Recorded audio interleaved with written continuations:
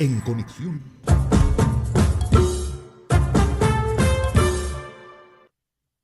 Tres años atrás, el gobierno de Vladimir Putin decide que su ejército, el ejército ruso, invada territorio ucraniano. El entonces presidente Joe Biden lo había advertido y en efecto se cumplió. Sí se dio la temida invasión. Para muchos era una invasión que iba a durar muy poco. Se estimaba que en cuestión de horas la caravana del ejército, el convoy del ejército ruso llegaría a la ciudad de Kiev. A la fecha de hoy todavía no ha llegado y hemos contemplado 3 años de una cruenta guerra. Al presente hay otro gobierno en la Casa Blanca y de la solidaridad con el gobierno ucraniano del presidente Biden hemos pasado a la aversión del presidente Trump hacia el presidente ucraniano. ¿Qué puede ocurrir en estos tiempos que corren? ¿Cuál es la situación de la guerra 3 años después? En Madrid está Nicolás de Pedro, analista senior en el Institute for Statecraft de Londres. Nicolás, muchísimas gracias por atendernos en el programa de hoy. ¿Cuál es la situación en este momento de la guerra? ¿Qué podemos esperar? Bueno, pues en este momento el resumen que has realizado es muy oportuno porque, claro, el eje de la guerra en este momento, donde se está dirimiendo la suerte de esta guerra, es en Washington, fundamentalmente, Washington y Moscú, en las conversaciones que están teniendo entre la Casa Blanca y el Kremlin. Porque en el campo de batalla lo cierto es que Rusia no ha sido capaz de derrotar a Ucrania. En los últimos meses el avance que sí ha tenido Rusia en los últimos meses se ha ido ralentizando, ya avanzando a un ritmo cada vez más lento. Sin embargo, el número de bajas que sigue soportando Rusia sigue siendo catastrófico, muy por encima de las 1000 bajas diarias. Es decir, que no está ganando ni se está imponiendo en el campo de batalla, aunque le está ocasionando un gran sufrimiento y unos grandes costos a Ucrania. Lo que ha cambiado ahora radicalmente es que Estados Unidos, que había sido hasta ahora pues, el principal sostenedor o un principal apoyo de la resistencia ucraniana, pues ha decidido o está poniendo presión sobre la parte ucraniana para que haga una serie de concesiones que resultan bueno, pues bastante inasumibles y probablemente inaceptables para los ucranianos, porque son una rendición de facto frente a un adversario o un enemigo, Rusia, que lo que está diciendo es que Ucrania no tiene derecho a existir. Y esto, claro, es muy difícil que los ucranianos puedan aceptarlo si además no han sido derrotados en el campo de batalla. Y ese es el contexto un poco extraordinario o inaudito en el que estamos ahora mismo. A ver, hay una cumbre en este momento de Kiev, a donde han concurrido prácticamente los dignatarios europeos que apoyan la causa de Ucrania. Hasta Pedro Sánchez ha ofrecido una buena cantidad de dinero en armas. ¿Qué puede esperarse de esa reunión más adelante?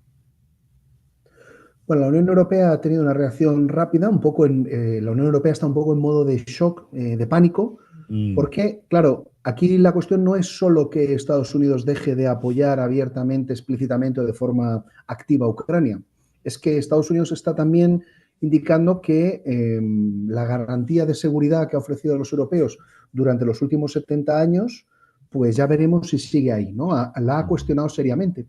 Y esto está haciendo que los europeos sientan por primera vez, ¿no? Llevan muchos años, digamos, los líderes europeos, las naciones europeas y las opiniones públicas europeas, más de 30 años, disfrutando del dividendo de la paz y pensando que la paz y la defensa no son cuestiones que atañan directamente o que los europeos tengan que asumir esos costes, ¿no?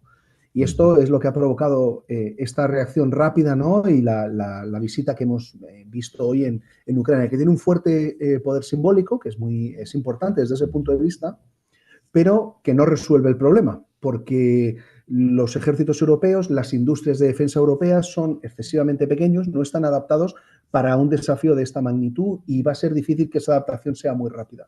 Los europeos han malgastado los últimos 20 años y desde luego los últimos 10 y de forma muy incomprensible los últimos 3 en esta fase álgida de guerra, de invasión abierta a gran escala por parte de Rusia y de Ucrania.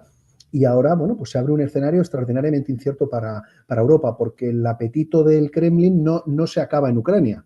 El Kremlin está siendo muy explícito que lo que exige es volver a la realidad estratégica del año 91. Ellos dicen que es el 97, pero en términos prácticos eso es el año 91, es decir, el momento inmediatamente posterior a la caída de la Unión Soviética.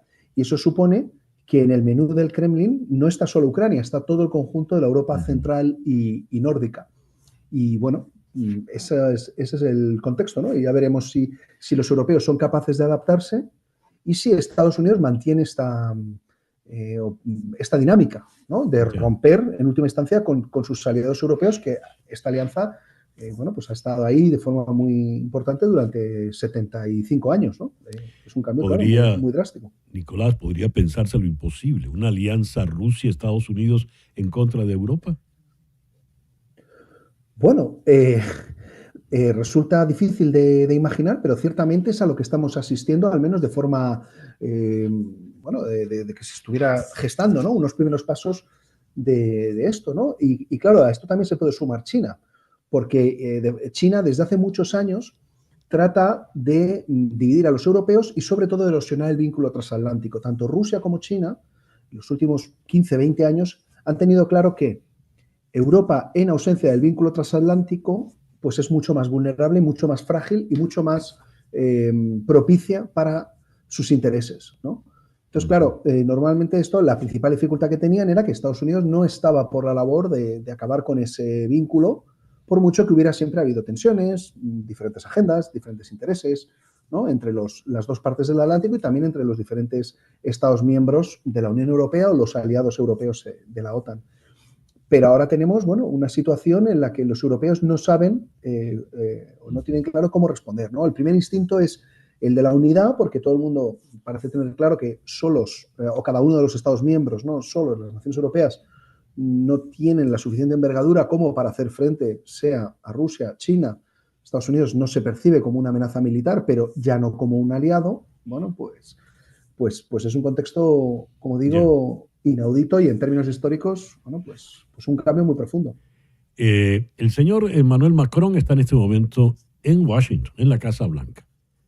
¿Qué puede ocurrir en esas conversaciones? ¿Qué puede lograr el señor Macron frente al señor Trump hoy por hoy?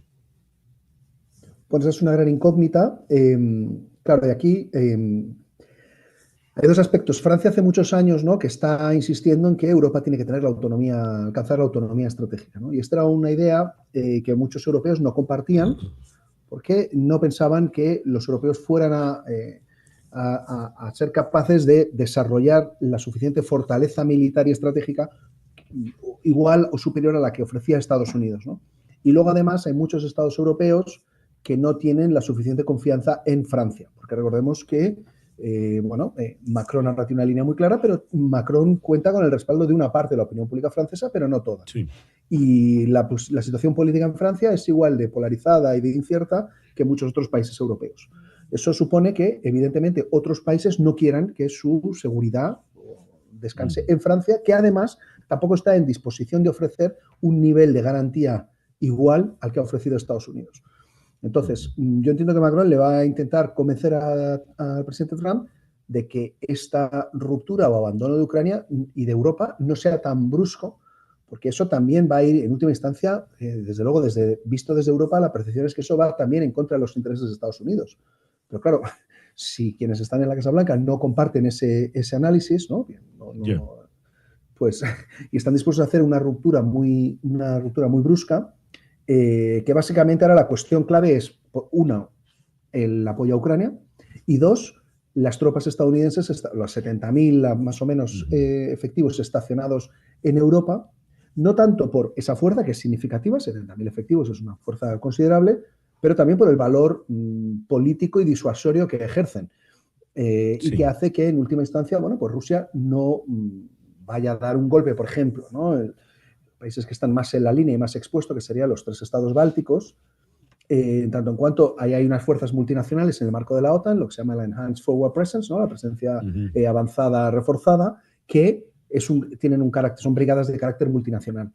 Está claro, están ahí muchos aliados, España incluida, y muchos otros, Francia, Reino Unido, Canadá, Alemania, pero sigue siendo clave la presencia de Estados Unidos, ¿no? A nadie se le escapa que el efecto disuasorio de Estados Unidos es mucho mayor que el de cualquier otra fuerza militar europea.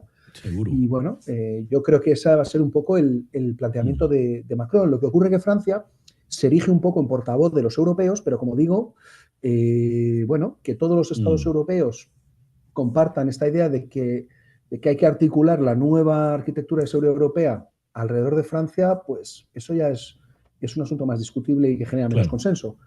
Así que es una situación francamente complicada para los europeos. Sí. Muy, muy complicada porque no se han estado preparando y la adaptación ahora es mucho más costosa y más incierta.